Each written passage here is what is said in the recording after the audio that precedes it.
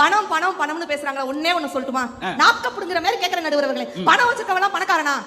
பணம் வச்சுக்கவெல்லாம் பணக்காரன் இல்லைங்க. யாரு படுத்த உடனே தூங்குறானோ அவன் தாங்க இந்த உலகத்திலே பெரிய பணக்காரன். அப்பா பூரா தூக்க முடிச்ச கோயிலா உட்காந்துருக்கீங்களா?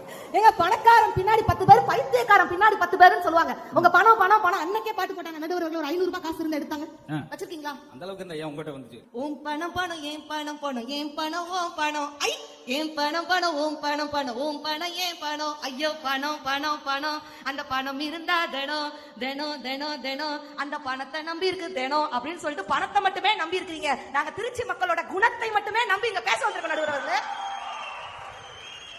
நடுவர்களே இன்னைக்கு உண்மையில எவ்வளவு பிரச்சனைகள் பணம் பணம் இருந்தாலும் நடுவர்களே வாழ்க்கைங்கிறது என்ன தெரியுமா? வாழ்க்கையில எல்லாருக்குமே பிரச்சனை இருக்கு. நான் ஒத்துக்கிட்டேன். நீங்க சொன்ன மாதிரி நாங்களும் ஸ்கூல் ஃபீஸ் கட்டணும், நிஷாவும் ஸ்கூல் ஃபீஸ் கட்டணும். நான் இல்ல, நான் ஒத்துக்கிட்டேன். ஆனா இருக்கிறவனுக்கு இன்கம் டாக்ஸ் பிரச்சனை, இல்லாதவனுக்கு இன்கமே பிரச்சனை.